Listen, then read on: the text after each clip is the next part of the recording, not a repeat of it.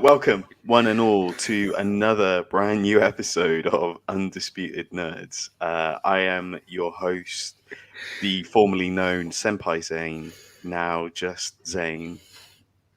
As always, I'm joined by my co-host, Gentlemanly Gamer, aka GG. Good evening, everyone. Even though it's not the evening, it's the morning. Hello, everyone in Radio Land. Thanks for giving me no warning whatsoever there, Zane, and just going straight into the live show. I went, okay, here we go. I didn't hear you say it then. I'm sorry. He cut me off mid-sentence to him and did the intro, so you might find that a weird, funny intro bit, like right before the credits, where I'm just going, Anyway, how are you feeling, Zane? So if you couldn't tell already from the huskiness of my voice, I am bouncing back from a wine tasting event. Oh la la! I know. I was going to say what a gent, but that's not my moniker anymore. He's trying to keep up with me. So I think it's pretty obvious, guys. What's happening here is that in a sad, desperate bid to find something to put before his name, Zane is trying to steal my gentlemanliness by going to wine tasting and drinking alcohol. It's unbelievable, unacceptable. What am I playing at? You're an absolute disgrace. What's going on with you? I can't believe it. I need a new identity. Yeah, this is the problem. We're doing this. So for those of our regular viewers / listeners, we're doing this at a slightly different time. So we're doing this on a Saturday morning, which is not the normal time that we do it. We normally do it on a Friday night when we've both got loads of energy for the weekend. I unfortunately kiboshed that idea when I had dental surgery yesterday. So I'm in a little bit of pain today. Zane is talking so loud in my ear. Zane is like that. So basically, guys, it's going to be an up episode today. You're going to get us up. We're here for you, though. We're here for the listeners, aren't we, Zane? Absolutely. We're dedicated to the cause. I'll try and talk a bit softer. The undisputed cause. Exactly. Well, as Mr. Zane is struggling a bit, I'm going to try and not talk as loudly, because of his delicate ears. And I'm gonna run through the news this week because I've got some hot tips and bits to go through and to speculate on.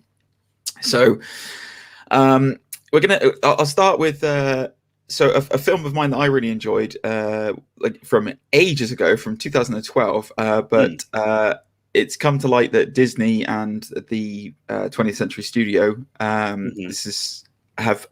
announced, or have confirmed, I should say, that they're working on a sequel to the Chronicle film. So that was so it's a Chronicle sequel, and it's focusing on not sure how I feel about this, but it's focusing on a group of female college students. So they're basically so they had a group of male students for the first Chronicle, and now they're going the opposite and doing female students. I don't know how I feel about that, because if it's just going to be a rehash of the same thing that they've done already, but with females, I don't really see the point. Kind of do something more original. But what are your thoughts on that, Zane? Yeah, it's Chronicle was fantastic in terms of it was kind of like a weird niche sort of superhero movie with Michael B. Jordan. I can't remember the name of the guy who plays as Green Goblin in Amazing Spider-Man. Yeah, Dale DeHaan. Dale DeHaan is his name. Yeah, amazing. But they had some sort of breakout roles for those guys. Yeah. And it was obviously also Josh Trank. Yeah. Before Fantastic Four. Will he be coming back to this? Why wouldn't he's all the news is that they've announced that they're working on it behind the scenes, so it's coming. They haven't announced directors, they haven't announced cast or anything like that, so we don't know anything more about that. But based on the way Josh Trank has acted in Hollywood over the last, I would very much doubt he'll be coming back in for this. Very much doubt it. Yeah, that the Fantastic Four left a big stink on a lot of people, and he was one of them. So, yes, I very much doubt it. Yeah, I just thinking out loud, I wonder if he were to come back, this would like rekindle his whole like director career again. Like, do you know? Yes, but I will say this: even though Disney have bought it now, it's still 20th Century Pictures, so it's the same studio that he annoyed with Fantastic Four and stuff. So I really doubt it. I really doubt the old Trankster is coming back. But the old Trankster, that little scamp. You know, we've had a prankster and now we've got a Trankster. Oh, he's a ragamuffin. Oh, here he is. Oh, here he comes, abusing actors again. Oh, that Trankster. Anyway, yeah. So yeah. Anyway, I approach that with skepticism but excitement. So we'll see. Again, I'm the same as you. I loved Chronicle, the first one. I thought it was an excellent movie. I would much rather. There is a lot of. There's a question around the show as to whether or not explaining the origins of their powers, like where they come from, is a good thing or a bad thing. You know, potentially you could look at doing that, but then like you said, I'd be much more interested if it was a case of people get the powers who actually don't deserve them and are like do very questionable things with them, and then how society deals with that. But and a different set of powers, I guess, as well. Like, yes, definitely. Yeah. Definitely not just telekinesis the whole time. Yep, agreed. So yeah, moving on from that, this one's going to be exciting for you because I have never actually seen it, so I will go out on a limb and say that, but I know that you're a fan of it, so I thought, why not bring it up in this news piece. They have officially announced that Cobra Kai is coming back for season 4 in December on Netflix. How do you feel about this, Zane? Because I know that you are a Cobra Kai fan. Yeah, I'm a little bit excited. It feels like, especially the last season, it feels like they were really setting up John Silver character from one of the extended Long John Silver, yeah, from Treasure Island. Him. Cool. Yeah, I got you. Yeah. He's got the ponytail. He's back in action. Like, all the I loved him in Black Sails. He was amazing. Yeah. So that's good. They're doing a crossover into Cobra Kai. That's great. Saying that though, one thing you might like is the lead actor in Karate Kid has been cast as Blue Beetle. In Karate Kid? Not in Karate Kid, but like there's in Cobra Kai. What? In Cobra Kai, there's a young actor. Ralph Macchio. He was the Karate Kid, wasn't he? He was the Karate Kid. I'm pretty sure Ralph Macchio was the Karate Kid. There's wow. Anyways, look how annoyed he is. This is what you're going to get on this morning, guys. He can't hide it. Together. I'm trying to piece my thoughts together. He's been cast. I saw a rumor that he's been cast as Blue Beetle. Interesting. Keeping your voice down now because your head hurts too much. The volume gauge on here has been adjusted numerous times as we've been talking. Oh, guys, honestly, this is we're a shambles this morning. Has he really been cast? The thing is, though, look, here's the issue, and I'm going to talk about some DC stuff. Well, we're going to talk about a lot of DC stuff today, but the issue I have with DC, right, and this is the issue I have with casting as well, is that when Marvel announced casting news, for their upcoming things, I'm excited, and do you know why I'm excited? Because I know for a fact that Marvel has a plan for them, and Marvel knows where it's going to go. When DC announced their casting, it could be an amazing film, or it could be an absolute pile of poop. And you never know which it's going to be with DC. So when you tell me that he's been cast as Blue Beetle, in what? As like which Blue Beetle? Because there's been like 2 of them. Yeah. And then is he Ted Kord or is he somebody else? Sammy Ramis? You see, and exactly. You see why? Why? Do Ted Kord first, for God's sake. I almost swore then. I got really annoyed. Do Ted Kord. You could do the whole... again, I almost swore. You could do the whole... what's it called? Which is the one that it sparks... Is it Infinity Crisis is the one that sparks from his death? Spoilers for a comic that's almost 20 years old now. Where Maxwell Lord... Oh, no, it's OMAC. It's the OMAC project, isn't it? It's where Maxwell Lord shoots him when he discovers that Max Lord has got the OMAG protocol from Batman. Yes. I honestly don't care about Blue Beetle, and this was about Cobra Kai, so let's not segue off onto it. But yes, yeah, I might have to start giving Cobra Kai a chance, because I have not yet watched any of them, and I did literally just bring this up as a fan service to Zane, because I know that he's in a sad mood this morning and he needs some love. So yeah, I thought I'd give you some Cobra Kai good news. So December is season 4. Can't wait. What a Christmas treat. Karate. I mean, my Christmas treat's going to be Spider-Man, but sure, Karate Kid. Yeah, go for it. All right. Do you want to speculate anything on Cobra Kai before I move on? Nah. About what they're bringing into season 4? Okay, fine. All right. It's just going to be a karate tournament. That's all we get. Yeah. A new tournament. Okay.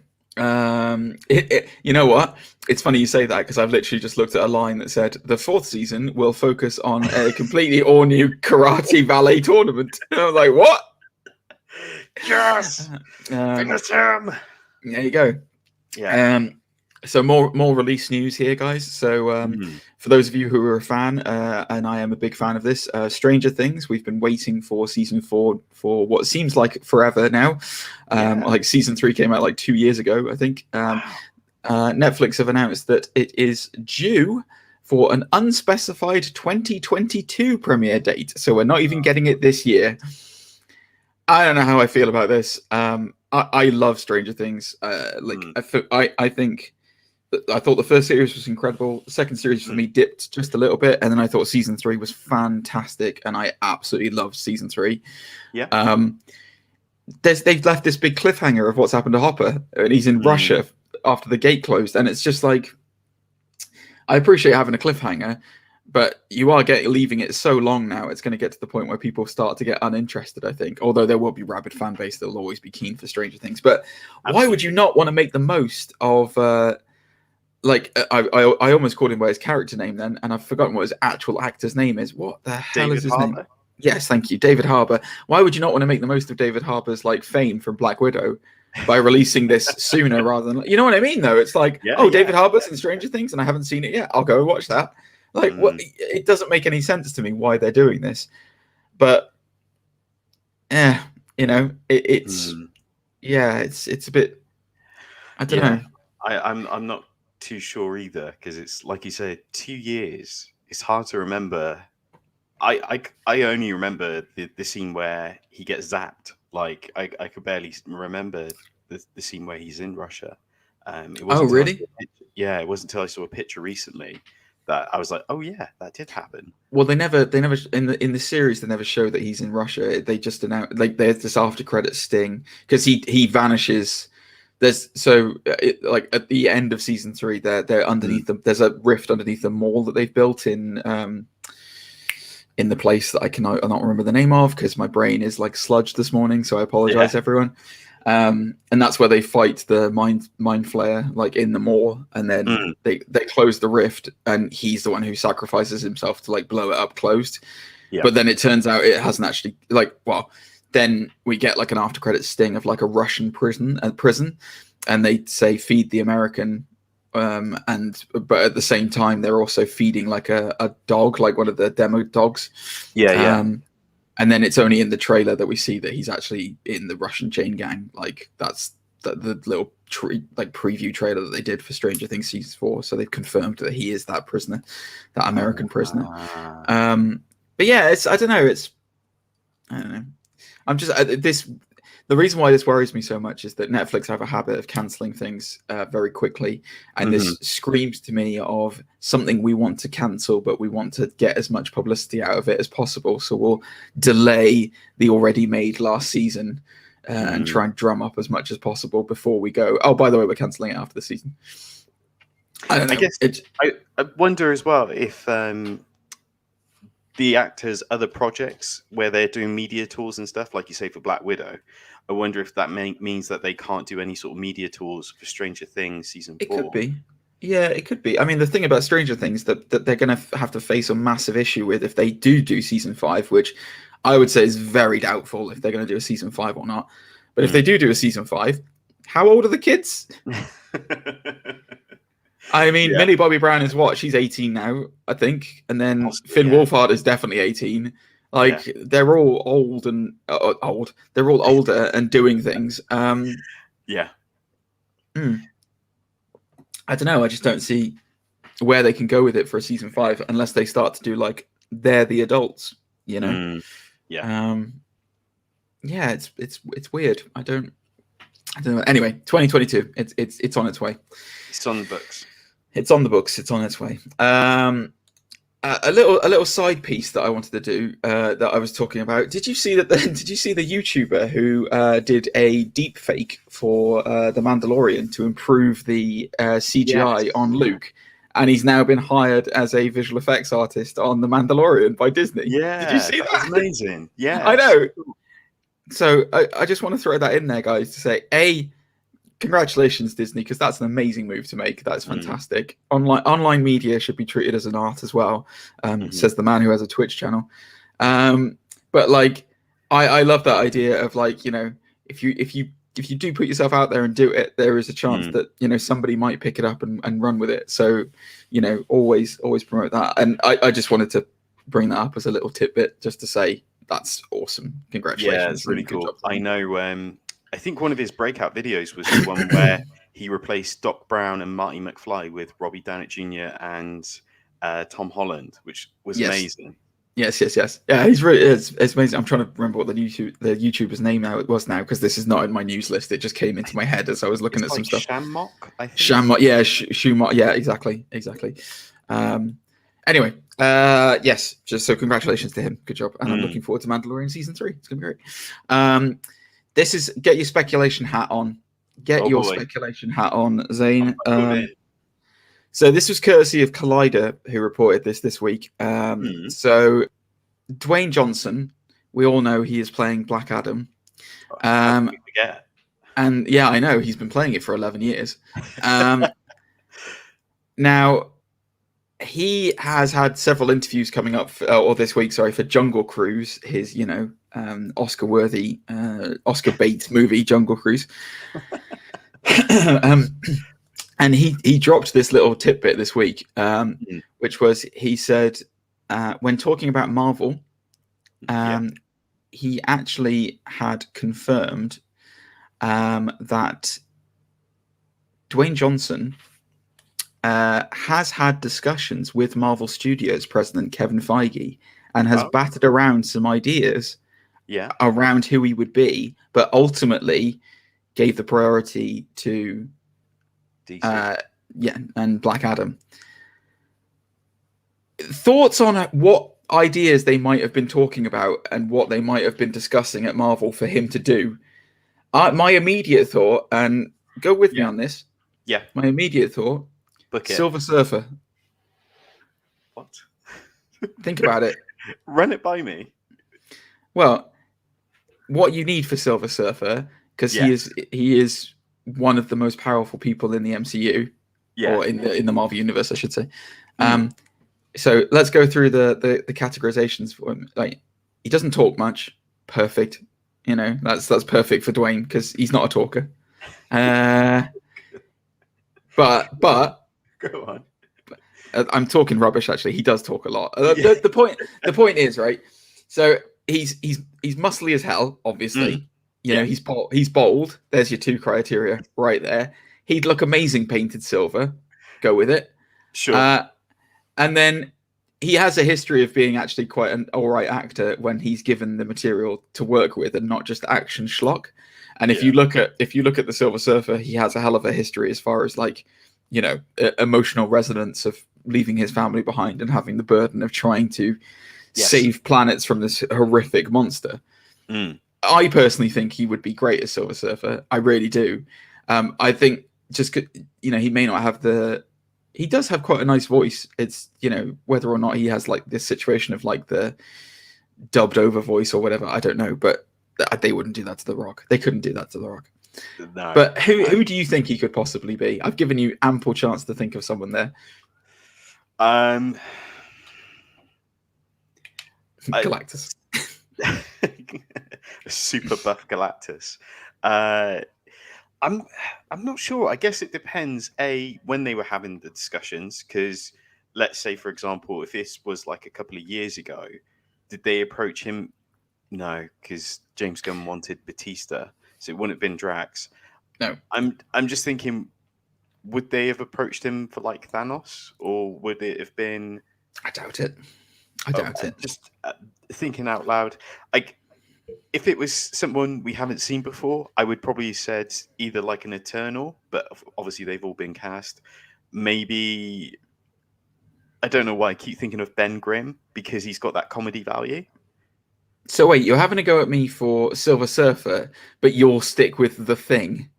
Well, because I mean, the Silver Surfer is a cosmic yet thought-provoking ideas in terms of like, you know, the far reaches of space and the one of the many versus, you know, all that jazz, where Ben Grimm is charismatic, you know, people love him. You know, I think you're being very unfair to The Rock. Have you not seen his performance in The Tooth Fairy? No, I haven't. Okay. Well, then clearly you don't know what you're talking about, do you? No. I don't know, man. I don't know. You're right. There's no Wonder Man would be probably a great fit. The thing about it is there's no time on it to say when he could have been brought in. So, you know, my thought was possibly as a Kang, like maybe they wanted Kang to be like imposing like Thanos, but then they decided to go another route with it in terms of Jonathan Majors, which is the correct route because he's amazing. But yeah, it's fascinating, isn't it? There's no confirmation as to whether or not it was for a villain or a hero. There's nothing about that. He would be like, Hyperion would be great without a wig.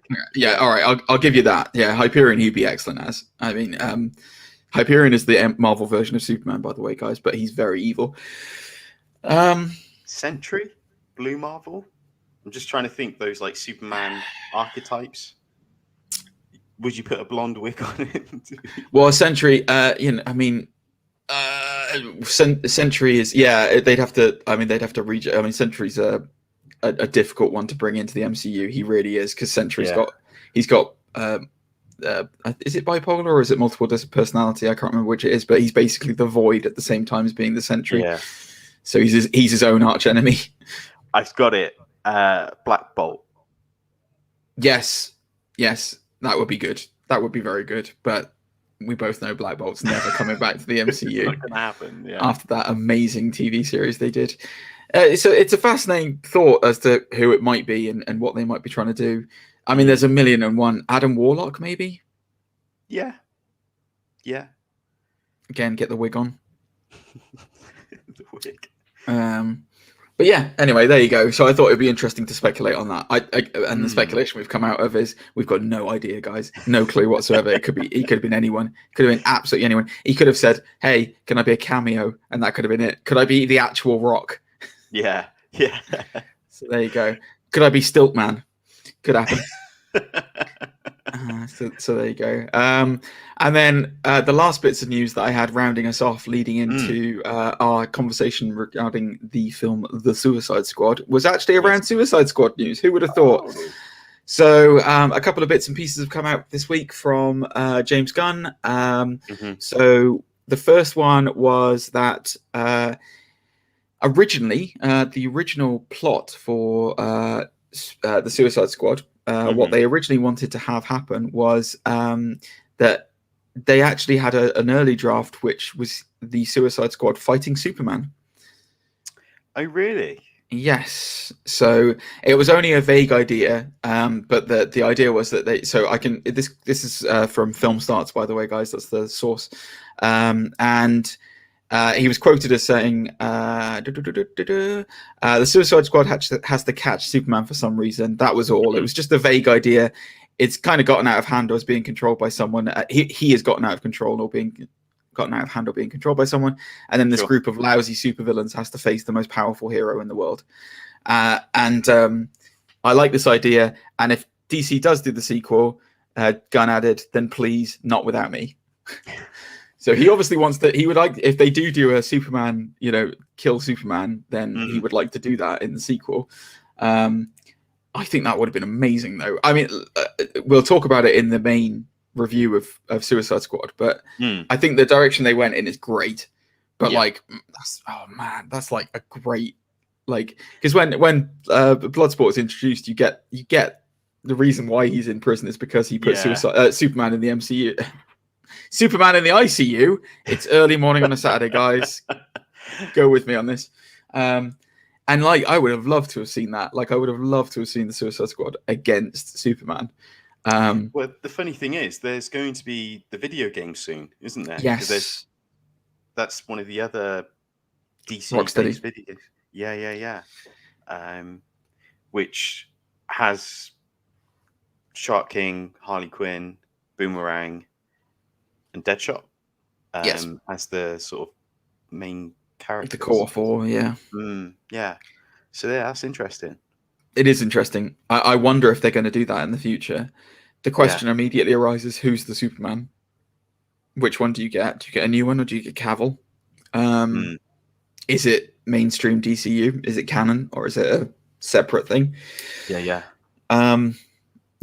Like fascinating idea, and I would love them to do that. That's what you want to see as well, because like the Suicide Squad are kind of detached from the DCU at the moment anyway. Like there's no interconnection with them. There doesn't have to be, don't get me wrong, but like by the same token, it would be nice if you could have some kind of like big stakes like that, where it's like they are involved with the big boys. Anyway, that was one thing he said. The other thing to come out of it was also the only so somebody asked James Gunn as well if, other than the Suicide Squad, there was anything else that he was actually keen on doing with DC. And he said he was apparently offered a Superman movie. I had heard that, yeah. Yes, but he declined.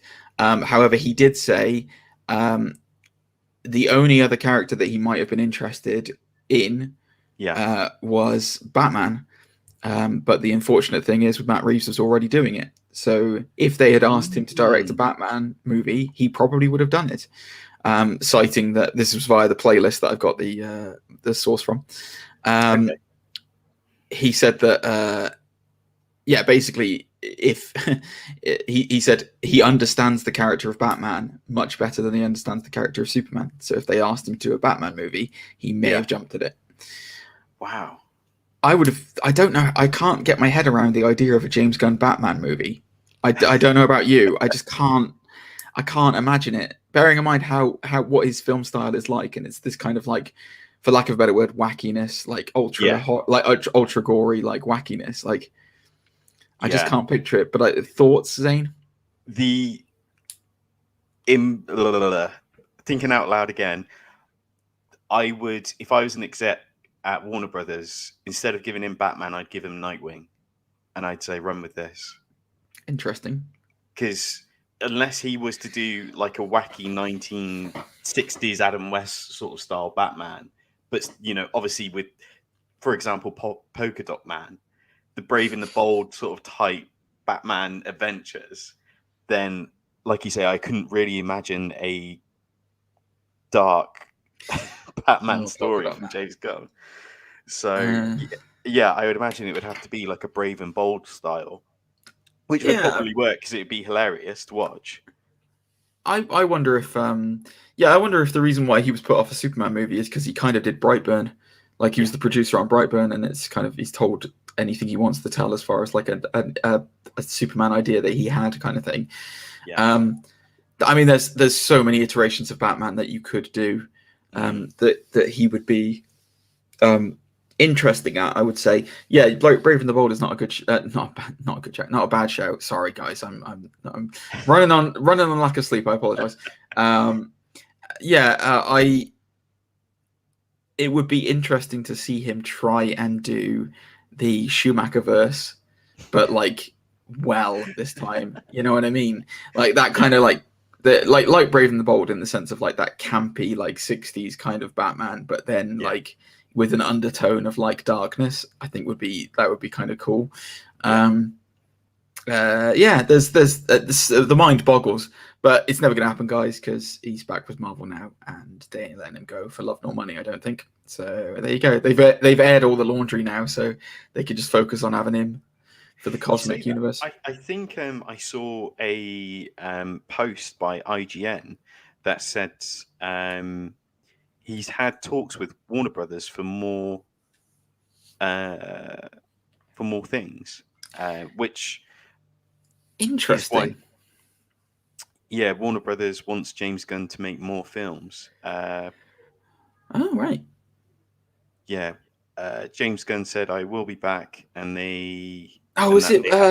More stuff was it planned. Was it? What's his name?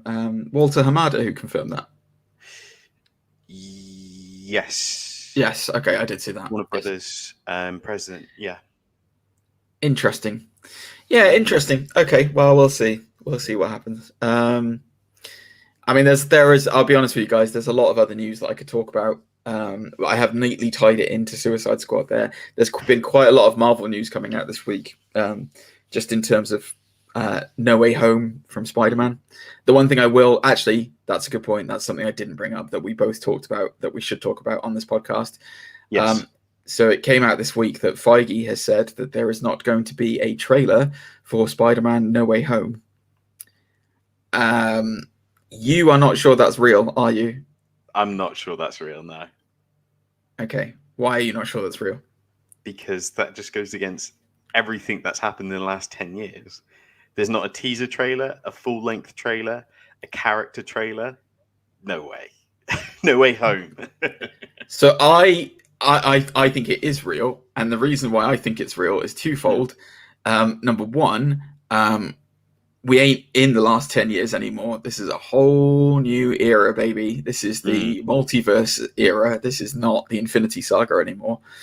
Number two, arguably, if you know it's the MCU and you know it's Spider-Man, which you do, both of those things know, Spider-Man is the poster boy for Marvel. Like, he is the most popular character, in Marvel by a while. Mm-hmm. Do you really need a trailer to say you're going to go and see the film?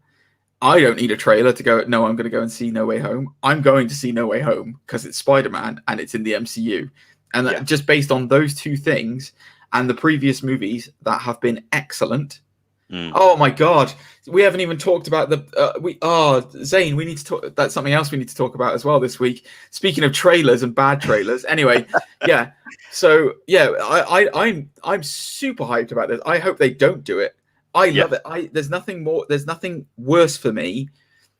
I can cite the exact movie that started this trend for me. Matrix Reloaded started this trend for me. There is nothing worse for me when films give away parts of the film in the trailer. I can't take it, I've said to this day how much more impactful it would have been if we hadn't have found out there were multiple Agent Smiths until you're sitting in the cinema watching it. They gave it away in the trailer. It's the worst thing they've done. It would have been so much better if there had been a shock of like, why are there two Smiths now? And you actually had to find out instead of it being in a trailer. So I think it's that I will say that I think that there is obviously something absolutely massive in No Way Home. If it is true, and if they're not going to do a trailer, there must be something earth-shatteringly massive happening before No Way Home that ties into No Way Home for them to not show a trailer, even with the dull bits of No Way Home. Do you know what I mean? Because why would you not show it unless there's huge ramifications for it, as you said? Sure. I think it's I genuinely think it's real. I'm happy that it's real. I honestly hope they take this approach with future films, because the less I see about a film that I'm hyped for before I go into it, the better.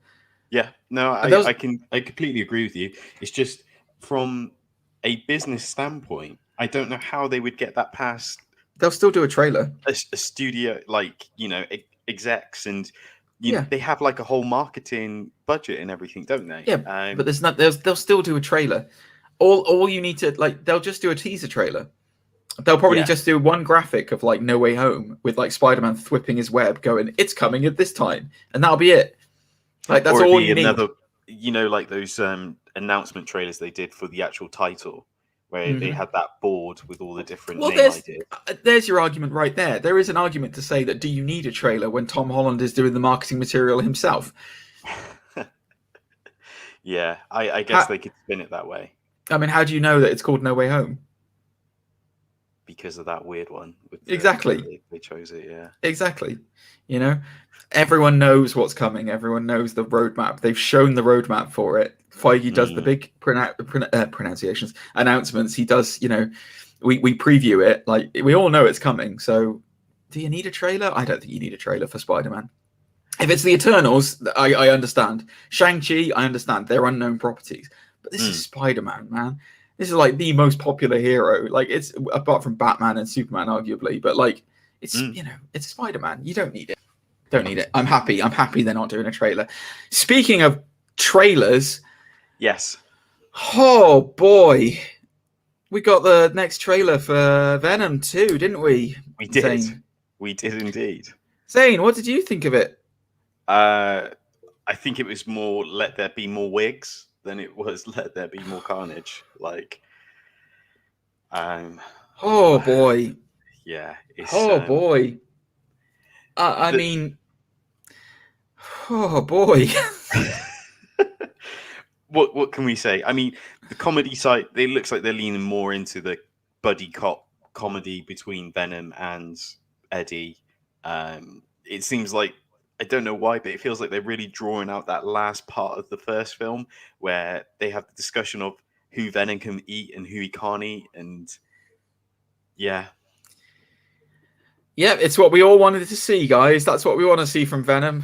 A weird pseudo relationship between an alien and a human, and then it's a buddy cop movie at the same time. Yeah. I would have loved to have been in the pitch meeting for that. That would have been great. Let me take some positives from the trailer. Yeah. Let me think of some positives. I can give you some. No, I can give you one. I'm only being facetious. I really like that they seem to be going with the idea that Carnage is in the bloodstream of Cletus Cassidy. Like, so the symbiote is inside, because I think in the run in the 90s, it was there was a period where because Carnage was so OP, they had to kind of control him somehow.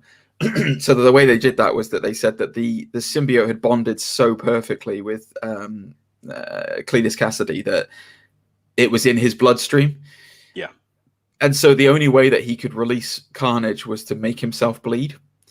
And I remember there was a story, I can't remember which issue it was in, but there was a Spider-Man story where they show Cassidy, and like he's strapped into like this massive like prison thing, and he's got a bite guard in, and he's all like hunched up and stuff, so there's no possible way he can do harm for himself.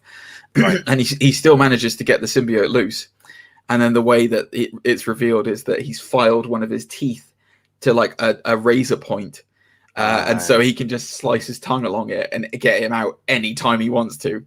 And that's how he can release Carnage. So he's just toying with them, basically. And it looks like they're going with that idea in the film as well, that Carnage is like inside him, and he has to like do something to get him out. People have been like pooing on the like the Carnage transformation, where it looks it looks a bit janky. Yeah, I've seen some people say, "Oh, the CGI for the Carnage transformation from Cassidy looks a bit janky." That was the one thing in the trailer that I thought looked good, because I was like, it kind of makes sense of it. If they're going with he has to bleed to get him out. If he cuts himself or something like that, it makes sense. It comes out of one part first, and then it has to go over the rest of his body. So that's an interesting thing that you've brought up, because I read some articles about how with the symbiote, when it's with its perfect host, it will, like you say, transform into. So it will project out. Where with Eddie and Venom, because was originally its original perfect host was Peter. When it's with Eddie, it wraps around him, so it looks like it's, instead of morphing out of him. So the idea is that Eddie is a surrogate. That's a very interesting bit of history for the Venom movie that I don't remember seeing in the first one. Oh, that's good. No, that's great. Again, I know what you're saying. I know what you're saying. Yes, I know exactly what you're saying. Yeah, Peter is the perfect host for Venom, and he's always Venom's always suffered from rejection syndrome after Peter because Peter didn't want him. That's the whole point. But yeah, that's about all I can get good out of the film. Mm-hmm.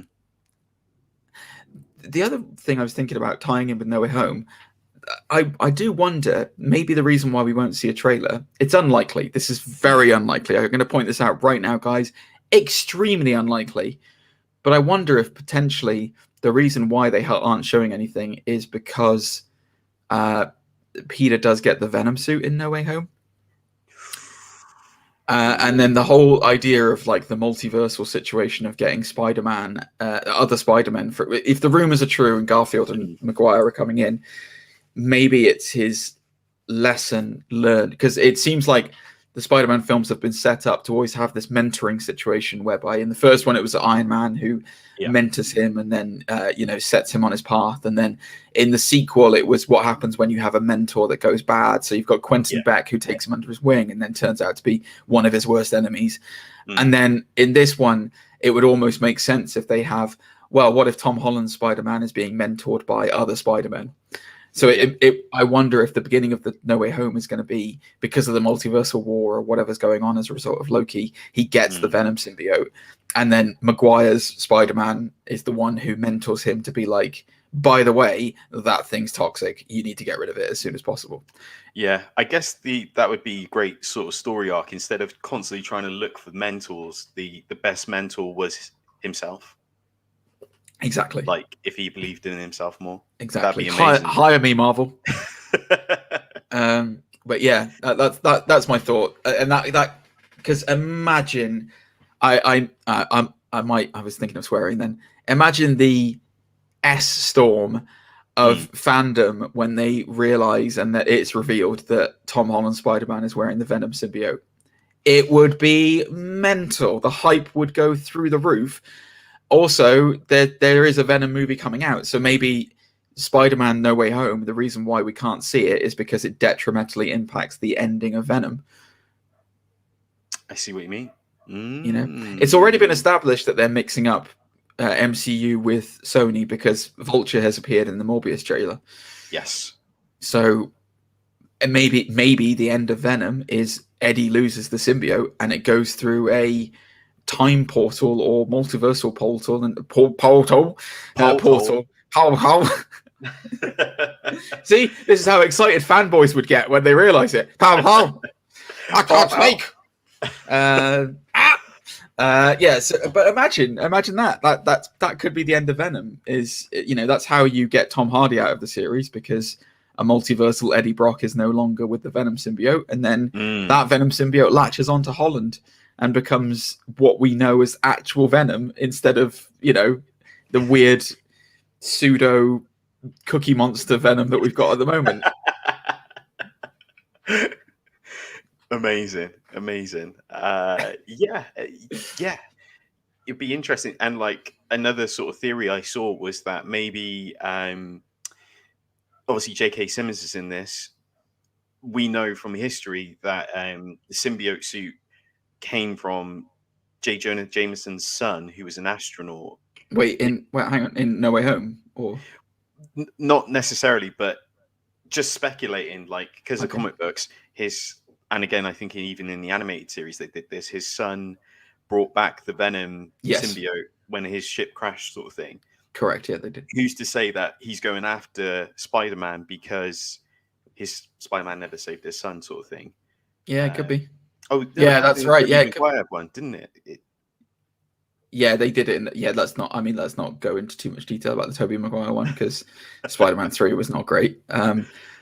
Anyway, going back to what we were originally talking about, Venom. Oh man, this film does not look good, man. I am not excited. I am really not excited for it. I'm going to go and see it because I want to torture myself. I hate myself.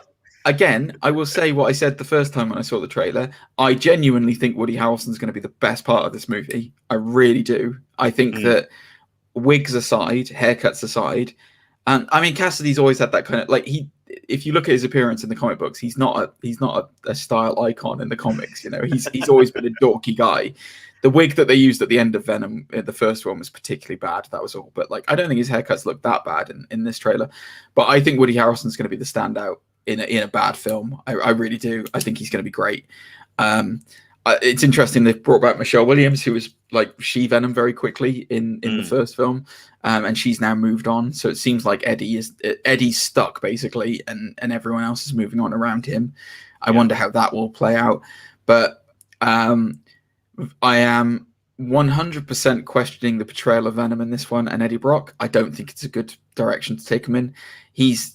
They're taking him he's a goofy comedy sidekick situation, which is the worst thing to do. Because and I get that he was goofy when he was first with like in his Lethal Protector series. Like I get that he was kind of goofy in that, but like he's like Eddie Brock is a tortured soul, man. Like he has oodles of Catholic guilt, whopped on him for all the misdeeds that he's done. You know, if he gets cancer in the books, and the only thing that stops him from dying is the Venom symbiote. So then there's this weird, link there. They're not the perfect host, but they do. They've never truly accepted each other, Venom and Eddie. But it's never been like a goofy, like, oh, don't you eat people? Oh.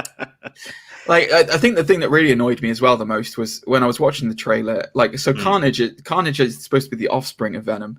Like, it is a symbiote offspring of Venom. The symbiotes reproduce asexually, so like they basically just spawn off their child. And like it looks like Cletus gets Carnage by sucking Eddie's blood. Yeah. So that's weird in the first instance. I'm like, what's that all about? But that's fine, I guess.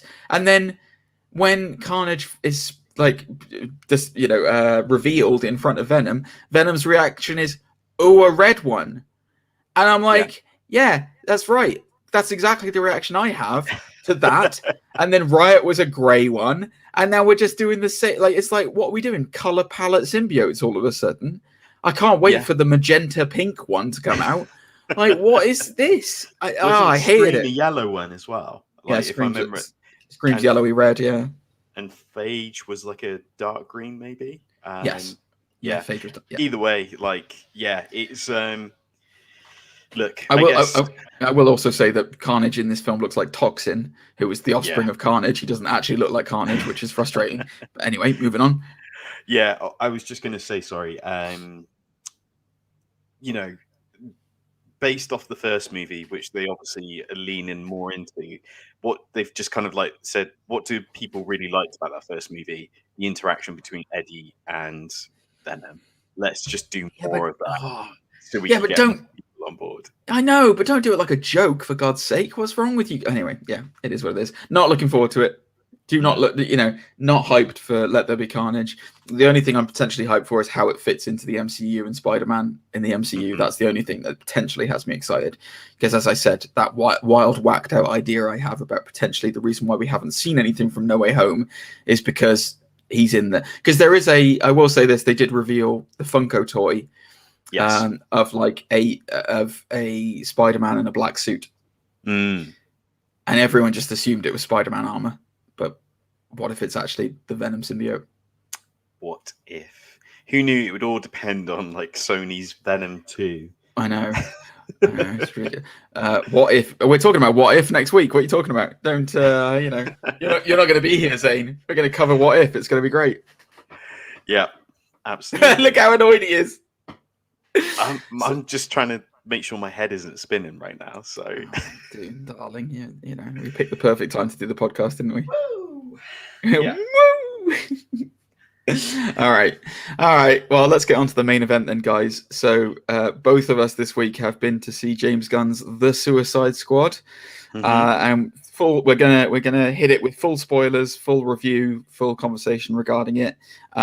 So, if anyone has not seen The Suicide Squad yet, and has tuned in just to hear the news, now would be the time to stop it and then go and watch The Suicide Squad and then come back. Welcome back. Welcome back. Hi, good to see you again. And for those of you who are still here, thanks for carrying on. Suicide Squad, the first one that was released, in like 2016, 2017? Yes, 2016. I mean, I think it's very safe to say that it's probably one of the most derided and hated comic book films of all time in terms of fans service and that side of things. There is a big conversation at the moment about release day, the Aya cut, because there is questions as to whether the studio involvement got too much, and whether it was butchered as a result of that. Because let's be frank, the cast for it was fantastic. There was a lot of potential for it. The first trailer that we saw for the first Suicide Squad film was great. With all that in mind, Zane, do you think that the studio had a lot of involvement in the Suicide Squad? No. I think it's fair What makes you say that? I think just down to the sheer wackiness, and it just feels like everything we've seen from James Gunn before had been amped up to 11 on this. Yeah. So let's give a quick preview of the film. So it's your standard kind of bog standard Suicide Squad get together that you would expect. So there's a bunch of wacky goofball villains who are in prison. Amanda Waller is in full 80s power suit haircut mode.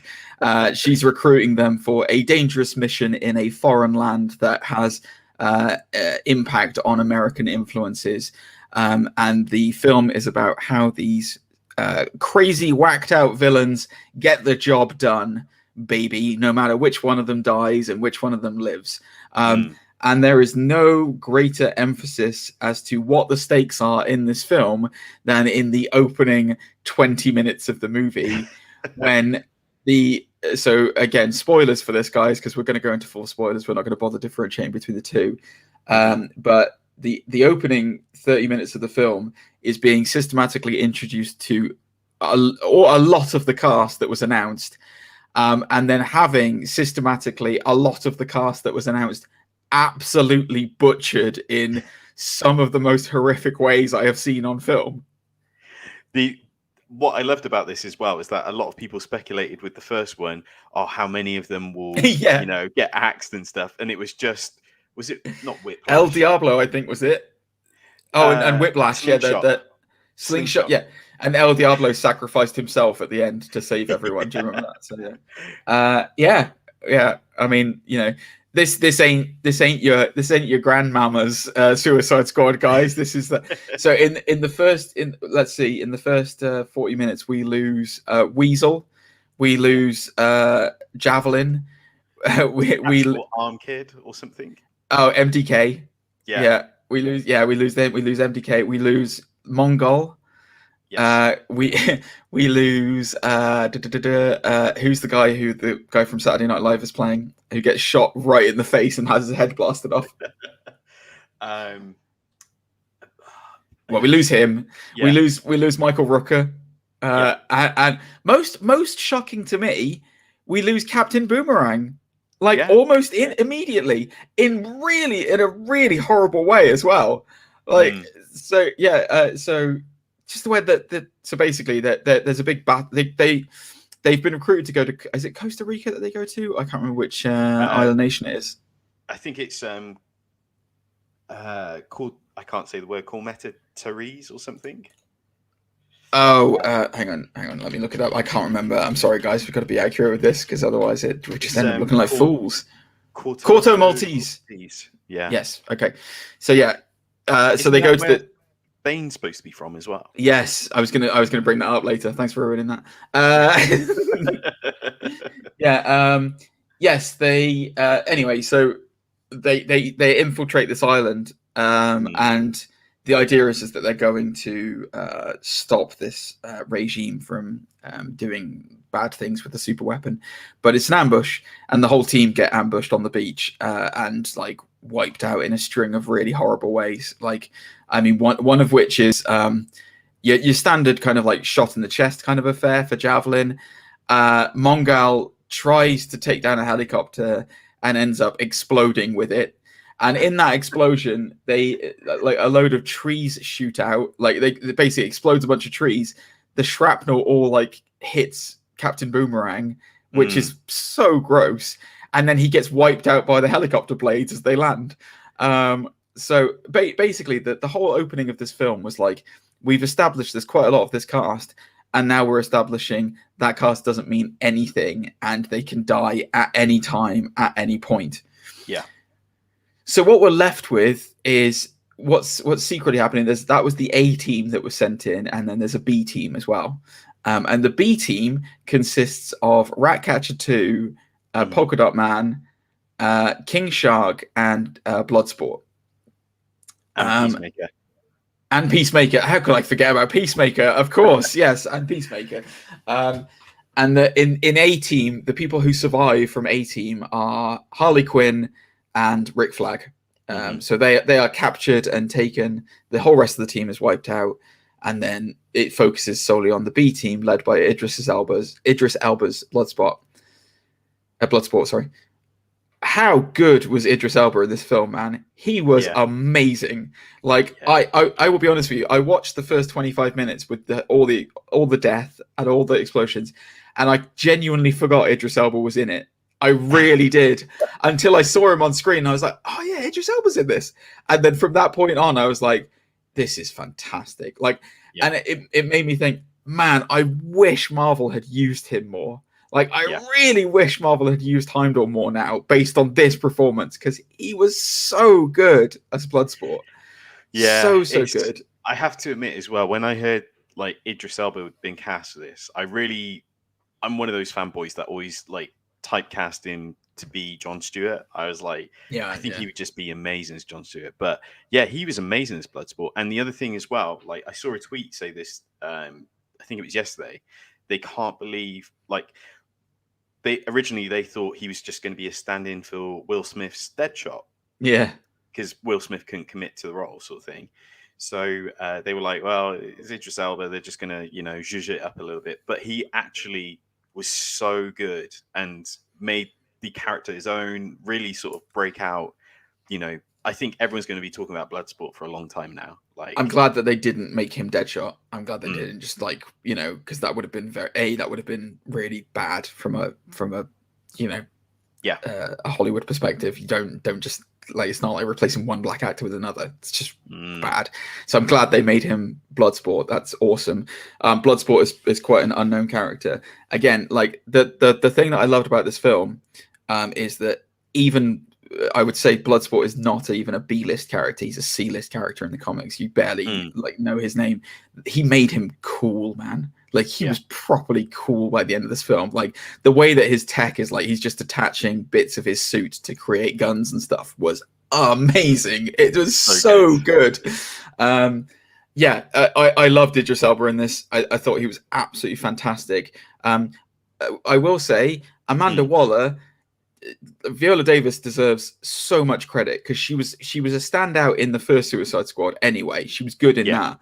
But in this one, man, she is one. I'm going to swear, she's a cold bitch in this one, man. She is badass, like absolutely badass. I loved it immediately. They set the tone of it. Like, she doesn't give two hoots about anything other than American interests and making sure that the country is, the power in the world. And the best example of that is, like, in the first film, the reason why Deadshot was doing what he was doing was to get a better life for his daughter. And for me, that always rang like that's kind of rubbish, because we've seen that 100 times before. Like, exactly. In other films. In this one, Bloodsport's doing it because if he doesn't do it, Amanda Waller's going to kill his daughter. And it's like, yeah, that's exactly what it is. That is exactly how it should be. The Suicide Squad is not based on, like, oh, let's get a better life. It's like, these guys do really bad things. They are bad people. And, like, they're being coerced into doing this by somebody who is unbelievably cerebrally bad and, like, will just do anything, has no moral compass whatsoever.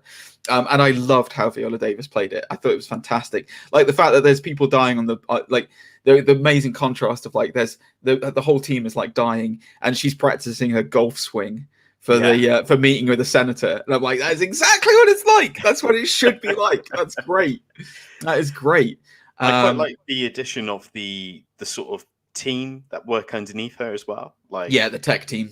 Yeah, the people in the chair. I really like that because they add in like their own sort of an extra element of their own thoughts and opinions on the mission and everything else. And well, it's just such a hilarious trope, isn't it, as well? Because it's like they called the Suicide Squad. People are going to die. Well, that's the idea behind it. People should die, and I love the little betting pool that they have right at the beginning of which one of them is going to die. Like they put in money on people who are going to die. And if you think about it, like the trope of the whole thing is so stupid because it's like it is a suicide mission, right?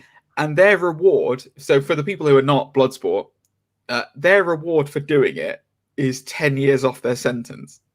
But you think about it, some of these people are some of the most notorious mass murderers ever. Then 10 years is going to mean nothing to them. Like it's nothing. Like Weasel's eaten 23 kids. Like 10 years, it's not going to mean anything. So I just love that. I love the idea that that's their reward is a meaningless reduction in their sentence. That's probably it's like centuries long. It's ridiculous. So yeah, I love it. Yeah. So anyway, once we've established that the stakes are people are going to die and you can't do anything about it, then they actually get into the nub of the movie, which is the B Squad. Comprised of these characters going to find this secret lab that these people have and the super weapon that's within. Yeah. What did you think of the interpersonal relationships between the B Squad? I'm thinking Ratcatcher and Bloodsport. I'm thinking Ratcatcher, basically Ratcatcher and the whole team, really. Yeah. I thought it was really cool. I kind of was expecting it. Not only from the trailer, but again, looking at something like Guardians, a group of misfits that find something in common and drawn, get super protective over each other and stuff. So I was kind of expecting it, and I really liked it, because it's really the heart of the movie. That they all end up caring for each other, even including the truck driver. What's his name? Was it Morty? Marty, wasn't it Marty or something, or Martin? Yeah, I think it was like Marty or something. So yeah, there's even those extra scenes where they end up going to they have to kind of lay low in a bar, but they end up getting ridiculously drunk and dancing. Oh man, we'll get to that scene. I've got a lot to talk about that scene. That is one of my favorite scenes in the whole film. Yeah, the thing I really like is that once you cut out the excess villains, like Michael Rooker, for example, they really do a amazing job of really deconstructing and getting into the characters that we're working with in this film, and showing what makes them tick and actually what they're about. And these are not, they're not, again, I'll say it again, these are not A-grade characters in the books. Forget Harley for right now. We all know Harley Quinn is Harley Quinn, but I would argue that the general public, before they went to see this film, they probably didn't know who Peacemaker was. They probably didn't know who, Ratcatcher 2 it was. They didn't know who Polka Dot Man was. So the way that they gave them actual weight, I genuinely cared about these characters. I really did. I own a hamster in real life, so my biggest gravitational weight was towards Sebastian the rat. So I was so stressed out watching this film because I did not want him to die at all. But yeah, like you said, the interpersonal relationships between them is fantastic, and the way that they infiltrated together and they all kind of worked. One of my favorite scenes in this whole film is when they land in the jungle and they basically have to work their way through the jungle to get to the city to find this lab. It's a classic action trope. But in the they get to, so they discover that Rick Flag has been captured by guerrilla soldiers who are operating in the jungle, and Harley Quinn has been captured by the regime who is holding her at the palace. And so they go and save Rick Flag from who they think are bad guys, who turn out to be good guy resistance soldiers who are just trying to bring down the government of, the corrupt, tyrannical government. Yeah. But you get the most amazing scene between Bloodsport and Peacemaker, where they compete for kills of who can do the most creative kills in this guerrilla warfare camp. It is hilariously, I mean, it's so gory and yet so hilarious. You can't help but laugh at it at the same time.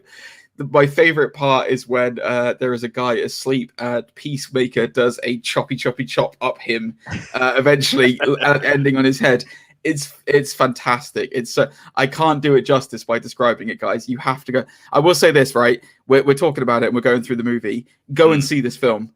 If you haven't seen it already, go and see this film. It is, in my money, the best DC movie they have done since The Dark Knight. It is amazing. Like I can't oversell this enough. It's great. Go and see it, because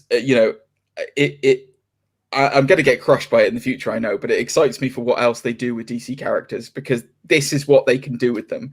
Because DC Comics are DC Comics are really good, and there are a wealth of incredible characters and good stuff that they could do with them. This is like a city level thing. Imagine what they could do with like a Green Lantern stuff. Imagine how Larfleeze could be, like the Orange Lantern. He would be amazing if they'd done right like this. It would be so good. So go and see this film. Anyway, they save Rick Flag, and Rick Flag is, of course, on the side of the guerrilla warfare people who are trying to bring down, the corrupt, tyrannical government. So Rick Flag joins the team, and then you go from a 4-man team to a 5-man team. Or wait, 5-man team to a 6-man team. And then they go to rescue Harley, who they basically just, because, leave no man behind is the whole idea of the squad kind of thing. Yeah. At this point, I'm going to ask you, what did you think of John Cena as Peacemaker? Amazing. I guess, again, like you said before, these are characters that aren't well known, so this really gives the actors a way of putting their own sort of flair or spin to it. And one thing that I really liked about it, which kind of shows sometimes how stupid comics are, is when Amanda Waller introduces Bloodsport and says, you always say that. You always say Waller. It's Waller. It's Waller. You always do it. I don't know why you do it. I pick you up on it. It must be an accent thing, because Amanda Waller. Amanda Waller. Yeah. Anyway, sorry. You do it every time. What I was going to say is the backstories are almost the same on paper, where here's like Bloodsport and Peacemakers, they're mercenaries who are trained by their fathers, and even Bloodsport's like, wait, what? Like, are you having a laugh? It's things like that really made me chuckle, because there is a lot of that where certain characters' backstories are exactly the same. Like, completely. Yeah, completely. So John Cena is amazing in this. Like, he's really good. Isn't it fascinating how James Gunn seems to be the person who turns wrestlers to actors? Because we've had, like we've got Batista, obviously, is now Drax. There's no question about he is Drax. I would argue that John Cena is now Peacemaker, and there's a TV series coming out in which he's going to be Peacemaker as well. Spoilers for the ending as to who survives and who doesn't. It's incredible. I'm super happy. We're both wrestling fans. John Cena has been a polarizing figure for a very long time, but ultimately, genuinely seems like a really nice person in real life, like a really nice, down-to-earth guy, and like, for him to be successful in this, I hope he goes on to a lot of bigger and better things, because he's genuinely one person who I would love to see. Like, actually, he's got the looks to be in Hollywood. Like, he deserves some really good stuff, and I think he can genuinely act. I think if he given the opportunity to, I think he can really get his teeth into something. And like his comedy timing is amazing. Like, he is generally really funny. Well, he's really good in was it Trainwreck, the Amy Schumer film? I'm pretty sure he's in that. He's really good in Trainwreck, like as like this muscly boyfriend, like competition for Bill Hader in it. So like he's proved he has proved he's got comic chops. I'd like to see him do something slightly dramatic and see what he's like in a slightly dramatic role, because I know he was in Bumblebee, but I don't think that really gave him the weight of what what he could do. No. I think this is his breakout, man. This is the thing that's going to set him off. I think we'll start to see John Cena on a lot more things after this because, he's the only man who I think could wear effectively a toilet seat on his head and make himself be imposing. It's fantastic. Yeah. So yeah, I was a big fan. Daniela Melchior, the rat catcher, she is incredibly good in this. Like excellent in this. The core four, like the core four of Idris Elba, Danielle Melchior, John Cena, and what's his name? It's David something. It's a long surname. David Dastmal something. I think it's David Dastmalchian. Which character? Polka Dot Man. Oh, I see what you mean. David Dastmal. It is David Dastmal. I can't pronounce his name, but that's his surname. The core four of them in this, their performances were amazing, absolutely amazing, and like standout performances. They were really good. I think Joel Kinnaman was. I have a huge thing for Joel Kinnaman. I think he's amazing. I loved him in Altered Carbon. I've loved him. I don't enjoy the film, but I think his performance in the remake of RoboCop was excellent. He was one of the only things about the first Suicide Squad that I actually liked. This is probably one of the best performances I've seen out of him. He was amazing in this film. And then Margot Robbie finally was a definitively amazingly well done Harley Quinn in this. Like just let loose. The core group of the Suicide Squad in this were amazing, and all of them stood out. And I don't think that there was any point in the film where I thought, I would have liked to have seen more of him. You know what I mean? Like it never came to that because we got the most out of all of them. And then obviously King Shark as well, as voiced by Sylvester Stallone. Incredible. So you get this big jungle sequence where they like the core group members besides Harley Quinn, because we've kind of seen Harley Quinn before, and we've also kind of got an idea of Rick Flag as a guy with a gun. They all show off their powers and what they can do, and they're all devastatingly horrible in their own way. Polka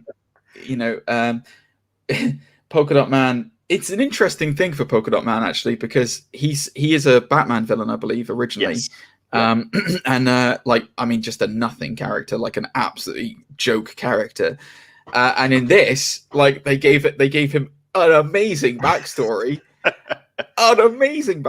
So in this, his mother was a scientist who experimented on all her kids, and he contracted a transdimensional virus, which makes him basically polka dots like inhabit his body to the point where if he doesn't expel them, he will explode. It's amazing, and it's horrific as hell. Like you get a scene where they're all camping out, and he's got this like skin rash basically of polka dots, where his face is bubbled up, and the only way he can get rid of them is he goes off into the jungle and vomits them out. And then we get like scenes later of what he can actually do with the polka dots, and they basically disintegrate all matter. They are like highly corrosive. So he uses them on some guerrilla encampments and stuff like that, and it's properly nasty.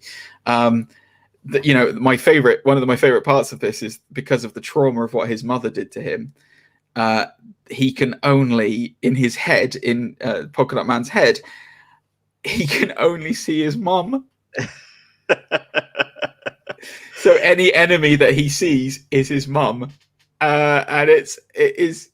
I'm not describing it well because the visual of it is unbelievably hilarious.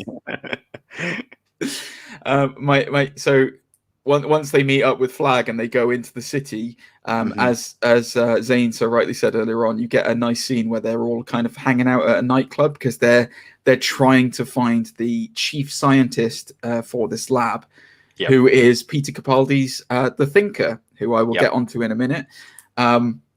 So yeah, they're in this nightclub, and like you're getting all this like where they're all unwinding and they're all chilling out, and you get this horrible moment where Polka Dot Man is just dancing with all these women, and like you see what he's seeing, and they're all his mum, and it's so disturbing, but it's brilliantly hilarious.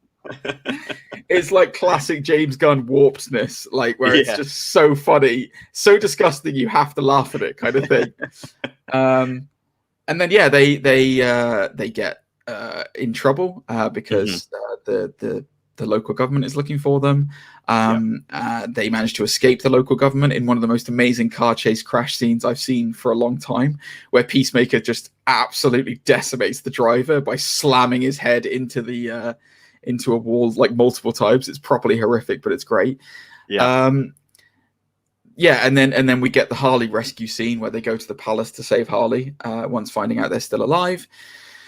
And then they go after the Thinker, who is Peter Capaldi, of The Thick of It and Doctor Who fame. One of the most sweary man we've ever experienced before he was Doctor Who.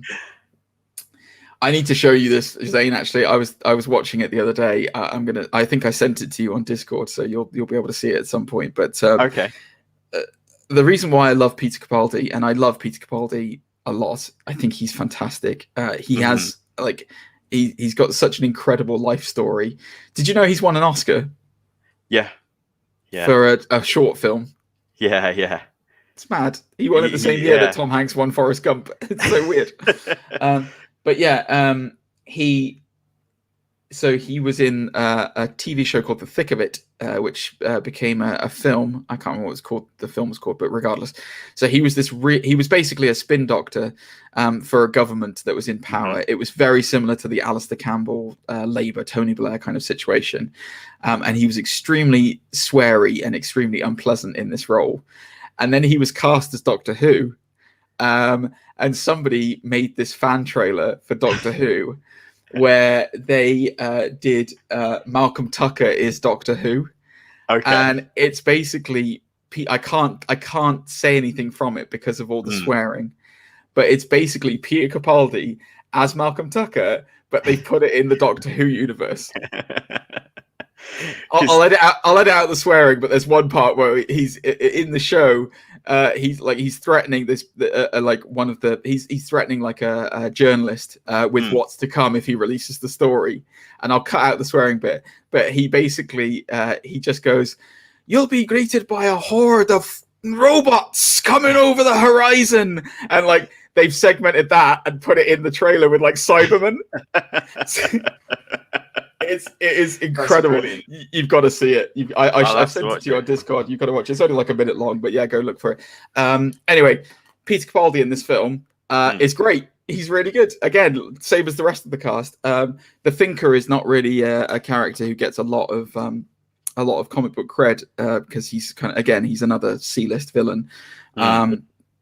Fascinating portrayal of him. I will say I did find that Capaldi's portrayal of him was kind of a bit similar to like other Capaldi performances. You kind of know what you're going to get with him, kind of thing, where it's going to be like this. Yeah, well, I mean, he has that moment of explaining the big secret behind everything. The reason why there's a massive kaiju and what they've been experimenting on. We'll get to that. Yeah. And then get shouty at the same time about it, because you may as well pay for Peter Capaldi to get all Scottish shouty at the same time. Exactly. Yeah. No, he's great in this. Again, I don't think he has enough to work with. I will say that. I think he could have been given a bit more screen time. He's the only example in this film where I will say, I wish I would have seen more of him. Excuse me. But again, with what he had, great, absolutely great. Yeah.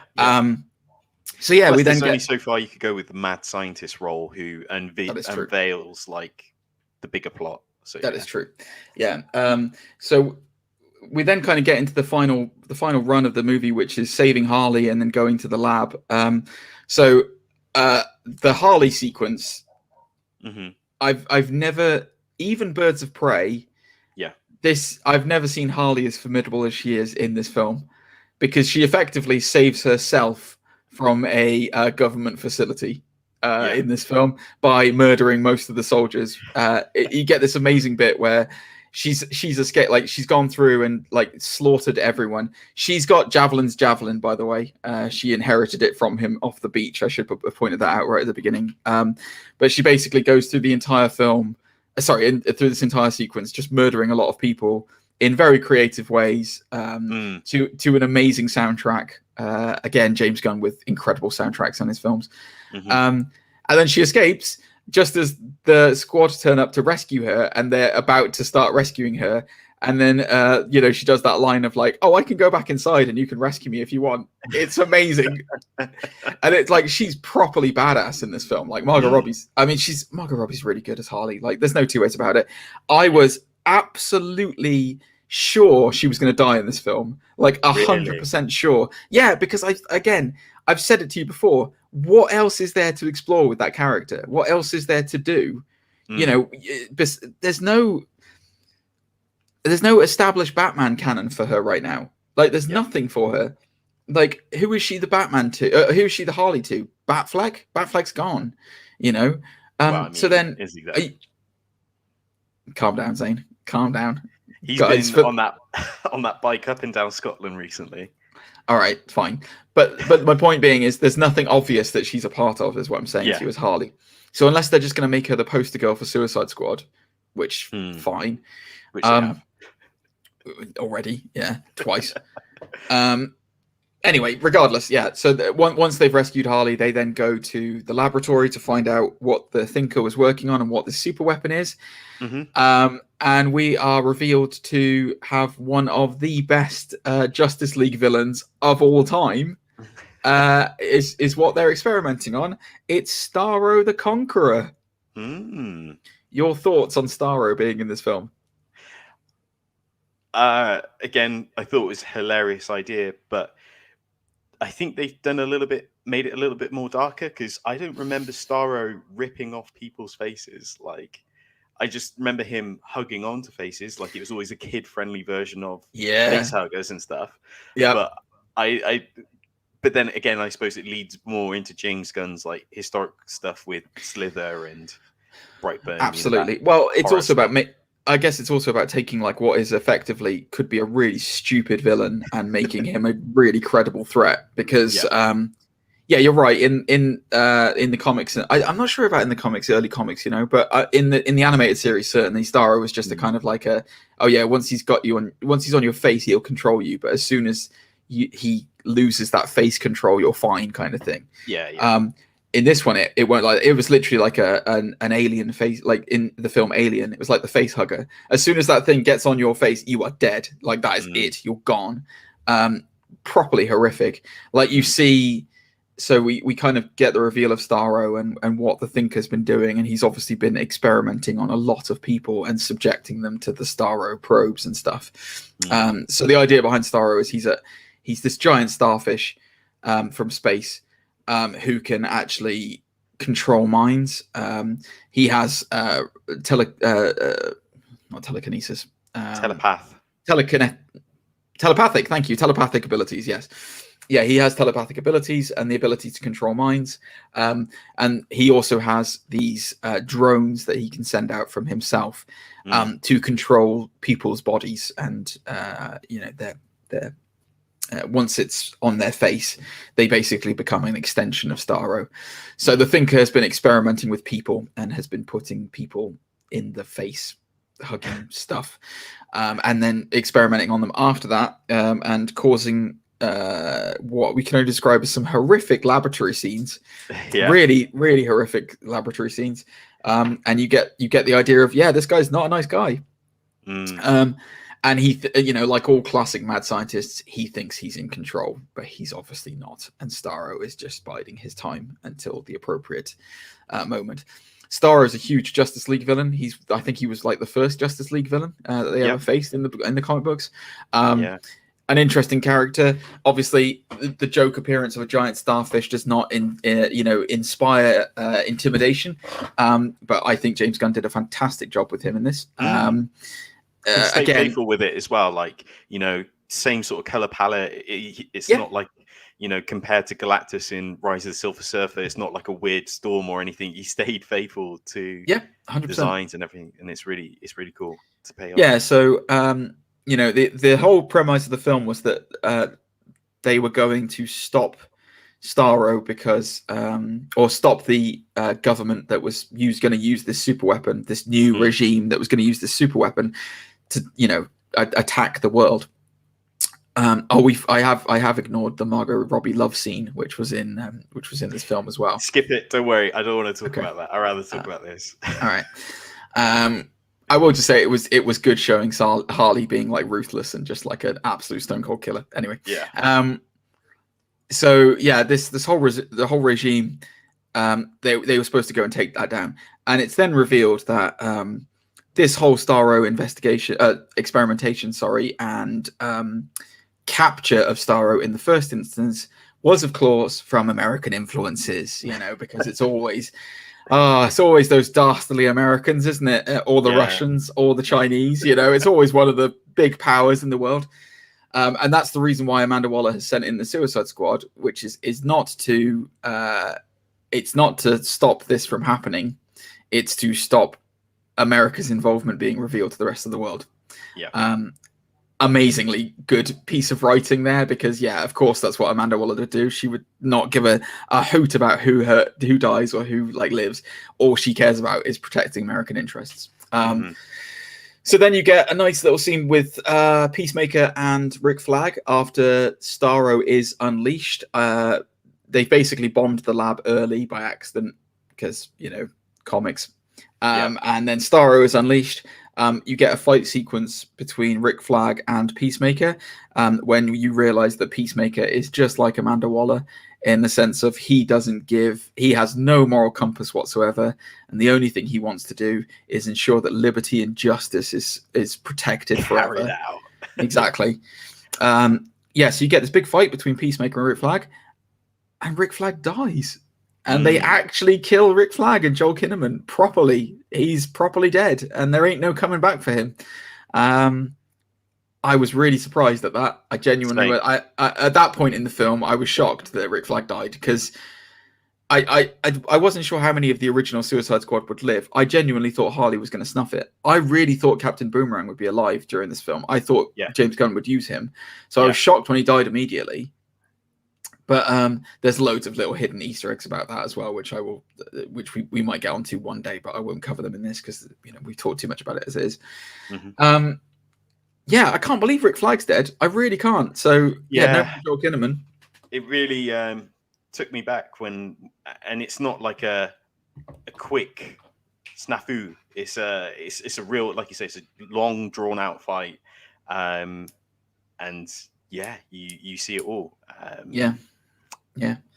I should point out at this point it's because Peacemaker's basically turned on the team and is trying to kill Ratcatcher too. He's trying to kill. First of all, he's trying to kill Rick Flag because he's got the data, but then afterwards he's trying to kill Ratcatcher, who takes the data and runs with it. The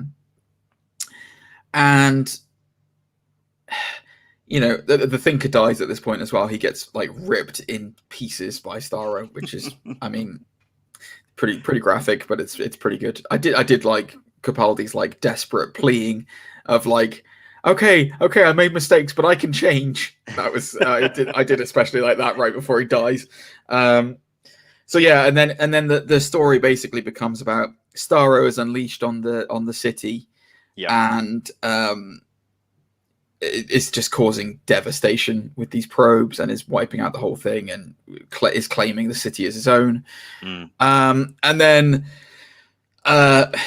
Peacemaker's trying to get the stuff off Ratcatcher. It comes down to the classic duel between Peacemaker and Bloodsport.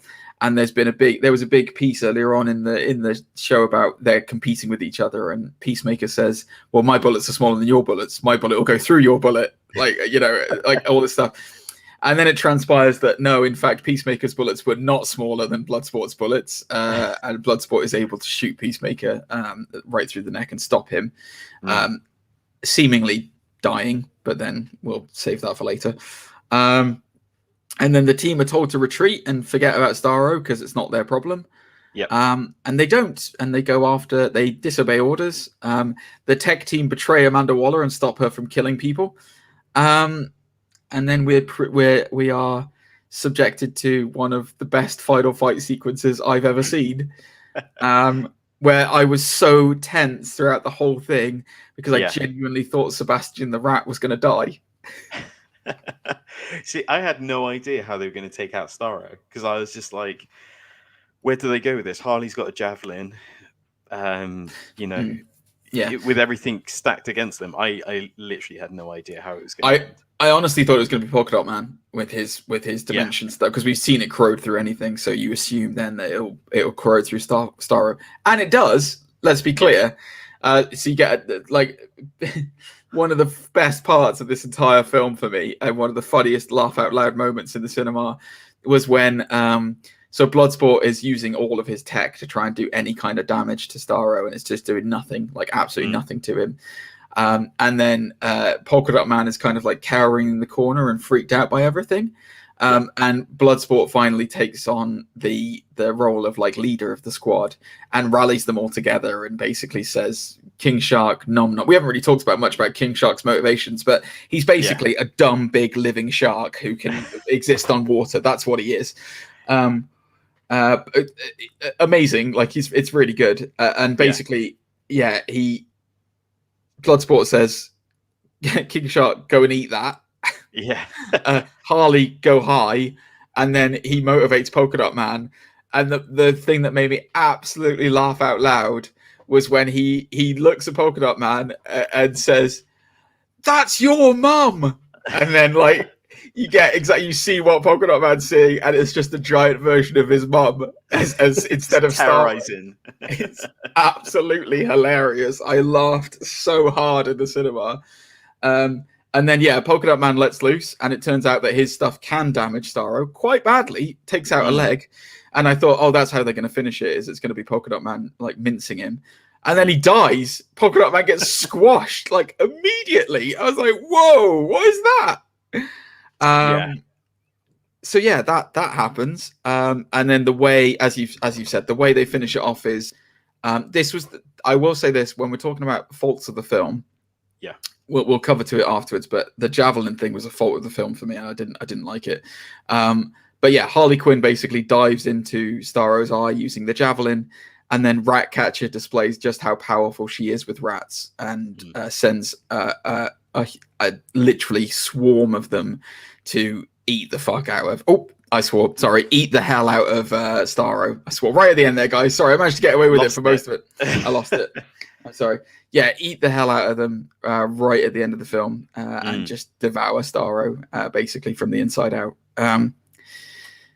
For me, the ending of this was a little bit kind of like, I don't like the way they killed Starro. I don't think that was a good way of them doing it, but it is what it is. Sure. Whilst we're here, let's have a quick talk about the cameo from Taika Waititi, who was in this film as Ratcatcher 1. I know. Thoughts on that? Part of me was kind of like, wow, imagine, it's a bit weird, but a tighter Ratcatcher against Ben Affleck's Batman. Like, I know, it's very strange, isn't it? Wow. Yeah. Especially after the Tom King Batman and Catwoman comic I read. Yes. Like, it has a Ratcatcher sort of clip in there. Well, not clip, but a couple of I know. And I was like, I mean, I think Ratcatcher's an interesting baddie. I mean, he's very one-dimensional, so there's not much you can really do with him. But it's interesting that he was in this. I assume that they have been like James Gunn and Taika Waititi have been working very closely together in the MCU at the moment, because it has been established that Star-Lord is in Love and Thunder. And the Guardians, in fact, are in Love and Thunder, because that takes place straight after, well, not straight after, but a couple of months after Endgame. So they've obviously been working together, because James Gunn handles pretty much all the cosmic stuff, and now Taika Waititi is doing what he does. I can't believe how close that's out soon, man. Love and Thunder's out next year. I'm getting hyped, man. I'm getting excited for that, I have to say. I really am. I saw a set photo of him and Star-Lord walking together, like Thor and Star-Lord walking together, and I was like, oh man, Oh man, I love Thor so much. He's so great. But towards the end of the movie, we got 2 sort of end credit scenes as well, didn't we? Well, okay. So before we get on to the end credit scene, this movie, disputed or undisputed? Undisputed. Easily undisputed. Yeah. Easily. That I will say, faults with the film. I would have liked to have seen more of the Thinker. Sorry, I would have liked to have seen more of the Thinker from Peter Capaldi. Sure. I would have liked to have seen more of a fleshed out role for him. We mentioned it very briefly. The Harley Quinn love scene with the president of the dictatorous regime. Was it really needed? Probably not. But it was a good establishing way of her saying that if I get any bad boyfriends now, I'm killing them. Yeah. I don't think it really was needed. And it kind of felt a bit filler, so I wasn't that into it. But anytime I can see Margot Robbie doing her thing, I'm fine with that. And the biggest thing for the film for me that annoyed me, not like annoyed me to the point where it's a detriment, but like Javelin's Javelin. Yeah. I don't really know the character Javelin. Sure. I don't know what he's about. Yeah. And we're never established what he's about and what the javelin actually is and what it's made of and what it is. And I really disliked the idea that the one thing that could stop Starro is the conveniently one thing that she's been carrying since the beginning of the movie. And like, what makes this thing different from anything? Because, if like thousands of rounds of ammunition cannot penetrate Starro, why does a javelin? Why is that the thing that's able to stab him in the eye, kind of thing? And there's no real. It's just a kind of trope where it's like, I'll just go with it, kind of thing. You can't. That annoyed me. Like that did annoy me. That the whole thing hinged on one item, and if they hadn't have had that one item and Polka Dot Man died, well, that's it. They lose. Yeah. I hear what you're saying. I wonder if it's like an inside joke again, kind of like, how sometimes comics and even movies to an extent can be that dumb where, there's a MacGuffin to fix all the problems. You're right. You're right. It probably is exactly that. Because it's that joke at the beginning where he says, take the javelin, and then she's like, what do I do with it? And he just dies anyway, like before he can finish his sentence. Yes. I think it's just probably one of those. I mean, to be perfectly blunt with you, if that's the only flaw I have in a film, it's a pretty good film. Yeah, absolutely. This film was great, but as you said, there are some after credit stings. Would you care to address them, Mr. Zane? Yeah, sure. So the first one, which I thought was quite funny, is that we get to see that Weasel actually survived his his drop zone, shall we say, and just drowning, basically. Yeah. So that was quite funny. The second one, it was quite surprising because obviously we knew that Peacemaker was getting a TV show, but as you rightly mentioned, like he was shot by Bloodsport. So I thought, oh, maybe the TV show is like some sort of prequel, when actually no. It is a sequel. It's a full-on sequel. Yeah. Yeah, it's going to be very interesting where that ties in. I wonder if we'll see John Cena in some of the other mainstream DCEU movies. Like, I wonder if he'll turn up in Superman or something like that. Yeah, I can see, maybe not Superman, because that's probably a bit too out of power level scope, but I can definitely see him coming in as an agent of I'm assuming they're going to do like Checkmark or something like that in the future. Or Checkmate, sorry, Checkmate. Checkmark's a security system. I'm assuming they're going to use Checkmate in the future and have Amanda Waller be the person in that. And maybe Cadmus, like that'd be really cool. Cadmus, that's a good shout. Maybe he's going to be an agent of Cadmus. That could well be it. But I guess we'll have to find out. But on the whole, amazing film. Go and see it. It's very, very good, guys. Very, very good. And thank you for being here with us to talk through the review and the spoilers from it. Absolutely. There are loads of Easter eggs as well that we won't cover in this. We might cover another day, but there are tons of them, and we are aware there are tons of them, but there's just so many to go over. And Zane's very hungover. Let us know your thoughts in the comments. We want to know, what did you think of this film? Do you think Bloodsport is the new hotness now? Like, let us know. Fanfics incoming of Zane and Bloodsport now, apparently. I mean, Deathstroke's had his time in the sun. Let's go. Let's all go for some blood sport. He's had the stroke. Time for the sport. There we go. But, yeah. Cool. As always, like, share, subscribe. Let us know your thoughts. Of course, you'll be doing some streams coming up, I believe. Yeah, I will be this week. I might pick up because I've got the whole week off work, so I might be picking up an extra one and doing one during the day for all you daytime viewers. Who's to say? But yeah, you can find me on twitch.tv/gentlemanlygamer. I'm also on the gram @gentlemanlygamer. Look me up there for ridiculous things that I post about nerdy stuff on my stream. Zane, where can they find you, Nay Senpai? Well, I may have to change the handles on a few things soon. You do have to change the handle. What are you doing? Of course, all the relevant links will be in the description down below. So you can find us everywhere. Follow us. Let us know your thoughts and all that jazz. And there's going to be. Should we just do a little announcement? There'll be a bit of a change next week, guys. So hopefully, I'll still be doing it on the Friday. But I will be sans Zane next week. There will be no Zane because unfortunately, some of us can afford a holiday, and he's going on one. So I will be here with a partner to be disclosed at the time, because I've got to make sure he's committed to it first. But yeah, it'll be your gentlemanly gamer hosting next week for the first time ever. Am I nervous? Yes, I am, but we'll get through it. Gentlemanly Games special, I guess. It's gonna be gamerific. I wish I hadn't said that. And then on that bombshell, that's it. Let's close it out. We shall catch you on the next episode. Thanks very much, guys. See you next week. Bye. Bye.